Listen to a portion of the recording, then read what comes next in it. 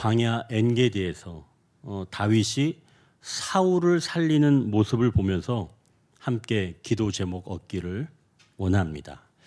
이제 첫 번째 기도 제목은 광야는 소리를 분별하여 듣는 때라고 말씀합니다. 광야는 소리를 분별하여 듣는 때라고 말씀합니다. 자, 1절을 다시 한번 보십시오.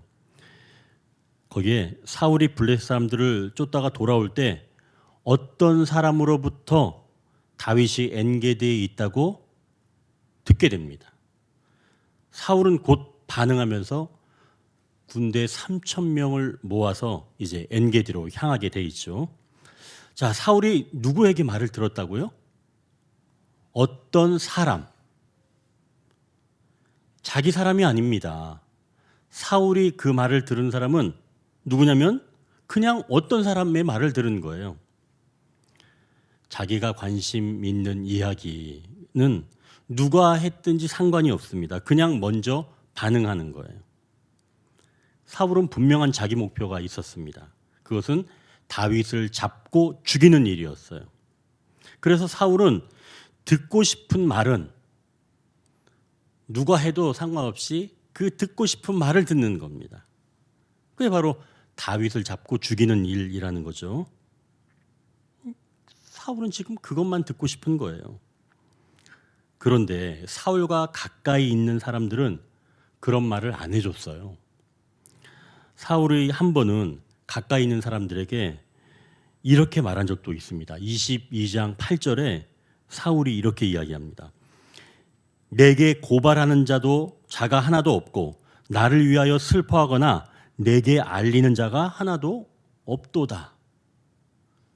사울에게 가까이 있는 사람은 다윗이 어디 있다, 그를 붙잡으소서라고 말하는 사람이 없었다는 거예요. 그런 말을 해주는 사람은 에돔 사람 도액 또는 지난주에 10광야에 있던 사람들 뿐이었습니다. 오늘 본문에서도 사울에게 다윗이 어디에 있다라고 알려준 사람은 누구라고요? 어떤 사람이에요? 가까이 있는 사람이 아닌 겁니다. 사울은 그 어떤 사람의 소리를 듣고 방향을 돌리게 되는 거죠. 자, 그럼 다윗은 누구의 소리를 들을까요? 사울이 다윗을 잡으려고 엔게디에 내려오다가 용변이 급해서 굴에 들어갔습니다. 그런데 그 굴 깊은 곳에 다윗과 그 용사들이 숨어 있었죠. 사울은 무방비 상태였습니다. 자, 이 본문 4절인데요. 4절을 우리가 다시 한번 보십시오. 같이 한번 읽겠습니다. 4절. 다윗의 사람들이 이르되 보소서 여호와께서 당신에게 이르시기를 내가 원수를 내 손에 넘기리니 내 생각에 좋은 대로 그에게 행하라 하시더니 이것이 그 날이니이다 하니 다윗이 일어나서 사울의 겉옷자락을 가만히 베니라. 사울은 홀로 있고 다윗은 병사들과 함께 있습니다. 이 상황에서 다윗에게 말한 사람들은 누구라고 이야기해요? 다윗의 사람들이라고 얘기하죠. 4절 보니까. 그죠? 어떤 사람이 아니에요. 다윗에게 말하는 사람은 다윗의 사람들이 이야기를 하는 겁니다. 그러니까 자기 사람들이 다윗을 위해 이렇게 이야기를 하는 거예요. 이건 하나님께서 주신 기회입니다. 마치 누군가에게 신탁받은 말처럼 다윗에게 이 기회를 살려서 사울을 취하라는 겁니다. 물론 이제 이 다윗의 사람들은 자기들도 사울에 의해서 쫓기는 사람들이라 사울이 좀 괘씸하기도 했겠죠. 자, 어찌되었든 다윗과 한마음이 되어서 지금 다윗을 위해서 말해주는 겁니다. 가까이 있는 사람이 나를 위해서 이런 말을 한다면 다윗은 행복한 사람 아닌가요? 가까이 있는 사람이 다윗을 위해서 이런 말을 해주니까요. 근데 반면 사울은 어떤가요? 사울은 가까이 있는 사람들이 그런 말을 하지 않아서 어떤 사람의 말을 듣고 움직였는데 다윗은 자기 사람들의 말을 듣고 움직이게 되는 거죠. 다윗도 가까이 있는 사람들의 말을 듣고 사울의 옷자락만 싹 베게 된 겁니다. 자, 이때 다윗에게 더 가까이 있는 소리가 들리기 시작한 거예요. 5절을 한번 같이 읽겠습니다. 그리한 후에 사울의 옷자락 뱀으로 말미암아 다윗의 마음이 찔려. 다윗이 사울의 옷자락만 베었지만 그마저도 양심은 다윗을 찌르는 겁니다. 다윗의 양심은 이 영적인 민감함으로 더욱 날카롭게 날이 서 있게 되는 거죠. 그러니까 양심은 사실은 하나님께서 인간을 만드실 때 부여해 주신 거예요. 양심은 사회적 도덕보다 더 민감한 겁니다. 예를 들자면 버스 좌석에 앉아있던 어르신이라고 하더라도 만약에 자기 앞에 굉장히 힘들어하는 젊은이를 본다면 그때는 자리를 양보하는 그런 것이 바로 양심인 거죠. 원래는 어르신이 앉아 있어야 되잖아요. 근데 양심은 서 있는 젊은이를 보고 그 젊은이가 힘들어하는 모습을 보고 양심은 그 도덕을 찌르는 겁니다. 네가 아무리 나이가 들었지만 저 젊은이는 지금 너무 힘들잖아. 네가 일어나야지. 라고 양심은 찌르는 거예요. 그 어르신을. 그러니 양심은 사회적 도덕보다 더 예민하다는 겁니다. 더 민감한 거죠. 다윗을 몇 번이나 죽이려 했던 사울이 홀로 되어서 다윗 사람들에게 포위된 것은 다윗과 그의 사람들에게 굉장한 기회라고 그랬죠. 이 기회를 활용해서 사울을 죽인다면 이것은 사회적 그런 도덕으로는 뭐 전혀 문제가 없는 거죠. 사회 도덕적으로는. 그런데 다윗의 양심이 다윗을 때린 겁니다. 다윗의 양심은 더 큰 소리로 다윗에게 말하고 있는 거죠. 그래서 다윗이 자기 사람들의 말을 듣지 않고 더 가까이 있는 양심의 소리, 즉 내면의 소리를 듣기로 정한 겁니다. 그리고 가까이 있는 자들에게 이렇게 명령합니다. 6절, 7절 보십시오. 자기 사람들에게 이르되 내가 손을 들어 여호와의 기름 부음을 받은 내 주를 치는 것은 여호와께서 금하시는 것이니 그는 여호와의 기름 부음을 받은 자가 됨이니라 하고 다윗이 이 말로 자기 사람들을 금하여 사울을 해하지 못하게 하니라. 사울이 일어나 굴에서 나가 자기 길을 가니라. 다윗이 지금 내면의 소리를 듣고 자기와 가까이 있는 사람들에게 여호와께서 금하시는 것을 자기 사람들에게 금하는 모습입니다. 사울에게 손을 대지 말라는 거죠. 자, 이제 생각해 봅니다. 그렇다면 나는, 여러분들은 어디에서 나는 소리를 듣고 움직이고 계십니까? 사울처럼 가까이 있는 사람들의 말을 듣지 못해서 결국 멀리 있는 어떤 사람의 소리만 듣고 있습니까? 아니면 가까이 있는 사람들의 소리를 듣고 있나요? 물론 가까이 있는 사람의 소리를 듣는 것은 굉장히 감사한 거죠. 누군가 진정으로 나를 위해서 말해준다면 너무나 감사한 겁니다. 그러니까 정서적으로는 사실은 우리가 가까이 있는 사람들의 이야기를 많이 들어야 하죠. 서로 사랑하고 배려하고 격려하는 그리고 응원하는 그런 이야기를 많이 들어야 합니다. 하지만 그런 소리만으로는 진정한 왕으로는 될 수는 없다는 거죠. 진정한 왕은 가까이 있는 소리도 분별해야 하는 때가 있다는 겁니다. 그렇게 되기 위해서는 가까이 있는 소리보다 더욱 가까이 계시는 바로 그분의 소리를 우리가 들을 줄 알아야 한다는 거죠. 우리는 진정으로 가까이 있는 분의 소리를 듣고 움직여야 합니다. 광야는 가장 가까이서 들리는 소리에 반응하는 때입니다. 그런데 이러한 양심의 소리는 영적으로 민감해질 때 더 선명하게 들을 수 있다는 거죠.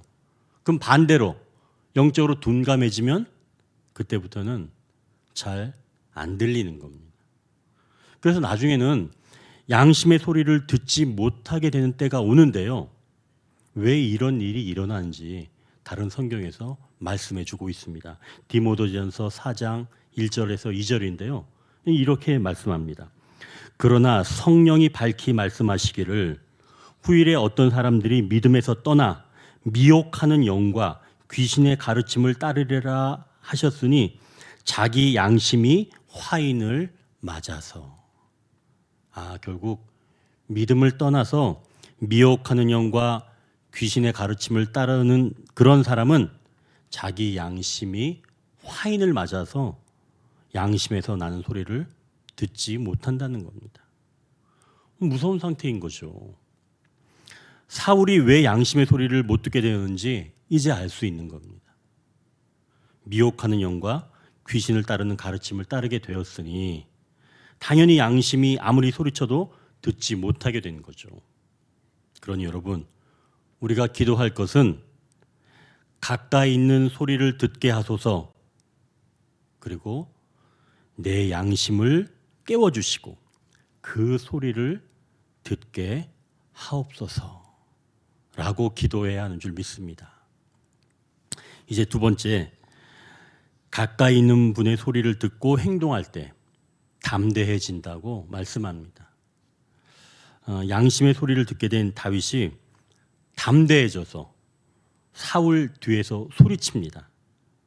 10절을 한번 보십시오. 오늘 여호와께서 굴에서 왕을 내 손에 넘기신 것을 왕이 아셨을 것이니이다.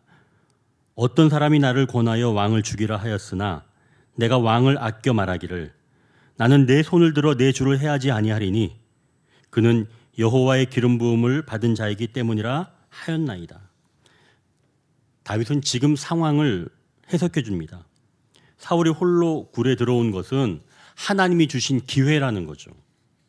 또한 자기에게 사울을 죽이라고 한 사람들이 있었다는 겁니다. 다윗이 누가 그런 말을 했다고 하나요?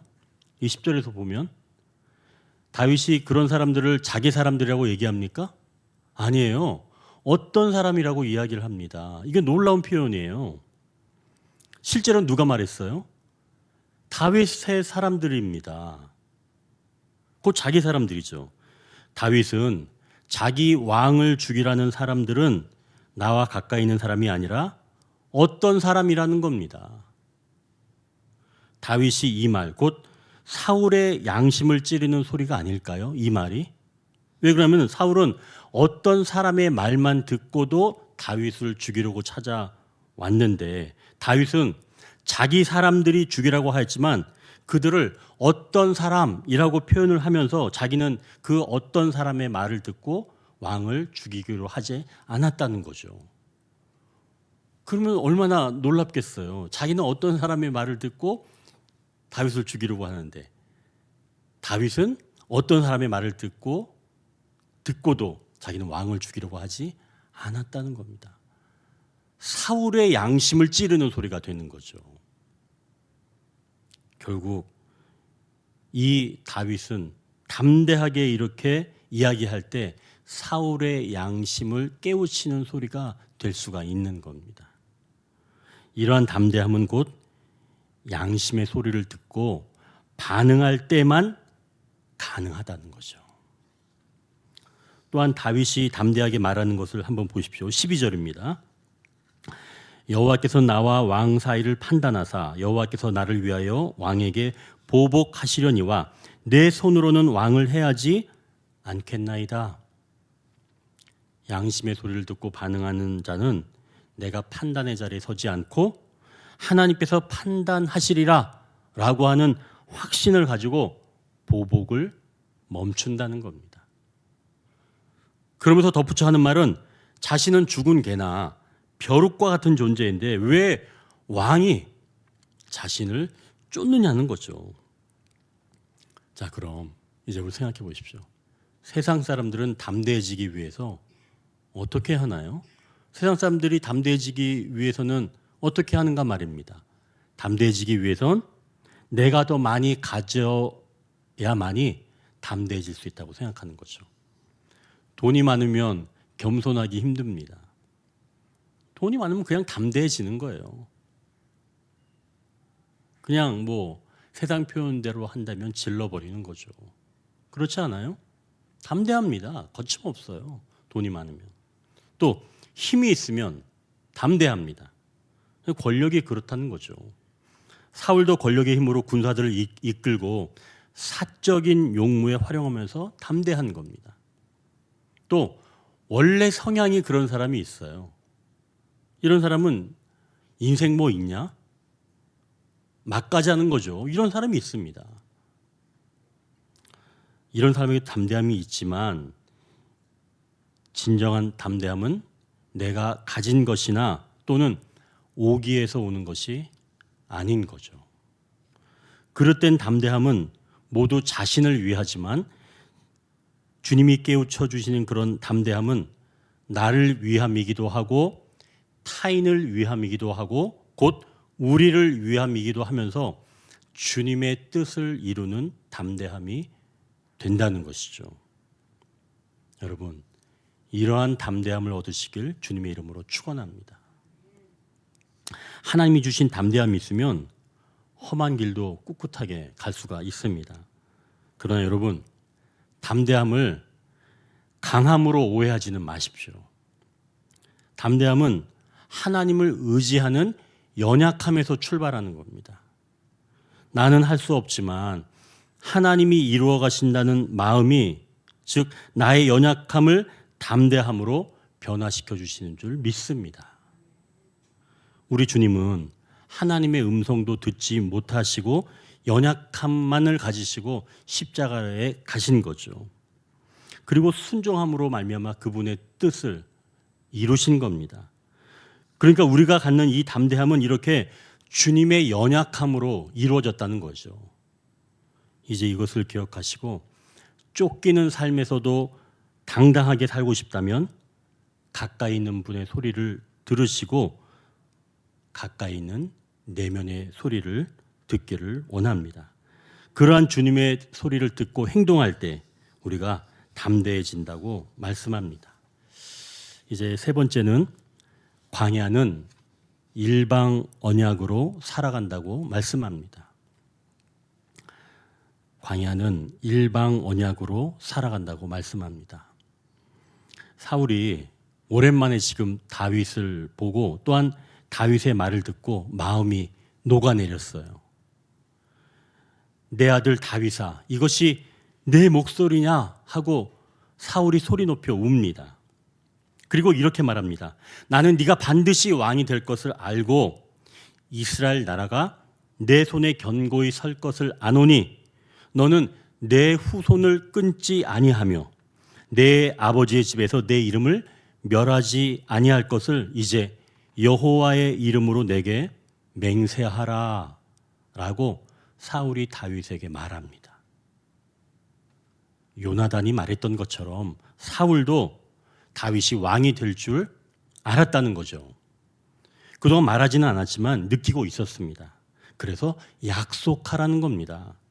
보통 왕조가 바뀌게 되면 그 전에 왕조에 있던 그 모든 일가 친척들은 다 제거가 되니 당연히 사울로서는 그게 불안했던 거죠. 그래서 이 다윗에게 너 맹세해라 이렇게 지금 이야기를 하는 겁니다. 근데 여기서 좀 의아한 게 있어요. 다윗에게는 자기 가족을 지킬 것을 맹세하라고 하면서도 자기가 맹세하는 건 없어요. 여기 없죠. 여기서 보십시오. 언약인데 쌍방 언약이 아니에요. 자기는 뭘 지키겠다. 너를 이제는 죽이지 않겠다. 너를 쫓지 않겠다. 그런 얘기 안 합니다. 다윗에게만 약속을 지키라는 거예요. 사울 왕이 진짜 욕심꾸러기 아닌가요? 그러나 여기서는 우리가 그렇게 읽지 않습니다. 우리는 이 부분을 생각해 봐야 하는 것이죠. 과연 진정한 왕은 누구인가? 누가 보호할 수 있는가? 그것을 생각해 봐야 합니다. 왕이어야만이 보호할 수 있는 거예요. 사울은 그렇다면 보호할 수가 없는 사람이라는 겁니다. 다윗이 보호하는 사람이죠. 그래서 생명을 보호하는 언약은 쌍방 언약일 수가 없다는 거예요. 즉 광야에서는 일방 언약으로만 살아간다는 말씀이죠. 하나님께서 아브라함과 언약을 맺으실 때도 세우실 때도 바로 이 모습인데요. 창세기 15장에 나오는 이야기입니다. 이때는 이 아브라함이 북쪽 왕들에게 끌려갔던 조카 롯을 구하고 떨고 있었습니다. 왜 떨고 있었냐면 그때는 좀 호기롭게 해서 조카 롯을 북쪽 왕들의 손에서 건져왔지만 만약 북쪽 왕들이 다시 연합해서 강력한 힘을 가지고 아브라함을 잡으러 오면 일가 모든 사람들이 다 죽게 됩니다. 그러니 당연히 아브라함의 입장에서는 굉장히 두려워하고 있는 거죠. 하나님은 이때 아브라함을 찾아오셔서 언약을 맺자고 말씀하시는 거예요. 보통 언약은 짐승을 갈라놓고 그 사이로 두 사람이 지나갑니다. 그래서 누군가 한 명이 그 언약을 어기게 되면 갈라진 짐승처럼 너는 그렇게 될 것이다. 너는 그렇게 할 수 있다. 라고 하는 것으로 이제 갈라진 짐승 사이로 두 사람이 지나가게 되어 있죠. 아브라함도 그렇게 언약이 이루어질 줄 알고 기다리고 있었는데 마침 하나님과 아브라함이 언약을 맺으려고 할 때 마침 아브라함이 깊게 잠이 들게 된 겁니다. 그리고 바로 언약식이 시작이 돼요. 그 장면을 창세기 15장 17절에서 이렇게 말씀합니다. 해가 져서 어두울 때에 연기 나는 화로가 보이며 타는 횃불이 쪼갠 고기 사이로 지나더라. 쪼갠 고기 사이로 지나간 건 아브라함과 하나님이 아니라 아브라함은 그냥 잠들어 누워 있고 횃불만 그 쪼갠 고기 사이로 지나가고 있는 겁니다. 즉 하나님만이 언약을 맺으시는 거죠. 이게 바로 일방 언약입니다. 쌍방 언약이 아니에요. 양방 언약이 아닙니다. 내가 너를 지켜 자손을 이루고 그 자손이 이 땅으로 돌아오리라. 하나님이 약속하신 거예요. 광야에서는 일방 언약으로 살아간다고 말씀합니다. 우리는 날마다 광야와 같은 길을 걸어갑니다. 한 치 앞도 내다볼 수 없는 황량한 길을 걷고 있죠. 나 하나 지키기도 힘든데 내가 지켜야 할 사람들이 내 주변에 있게 됩니다. 내가 이 길을 걸어갈 수 있을까? 언제 좀 나아질까? 담담합니다. 이러한 광야의 길에서 우리는 언약이 필요하다는 것이죠. 내가 무엇을 해야 살아갈 수 있는 쌍방 언약이 아니라 전적인 보호로 나를 인도하시는 하나님의 일방 언약이 우리를 인도하시는 줄 믿습니다. 광야에서는 일방 언약으로 살아가는 거죠. 광야에서는 이 믿음으로 살아가는 겁니다. 우리가 무엇을 하는 것이 아니라 하나님이 나를 끝까지 이끄신다는 그 약속을 믿고 가는 겁니다. 하나님은 우리를 버리지 않으십니다. 그 사랑이 모든 것을 덮어줍니다.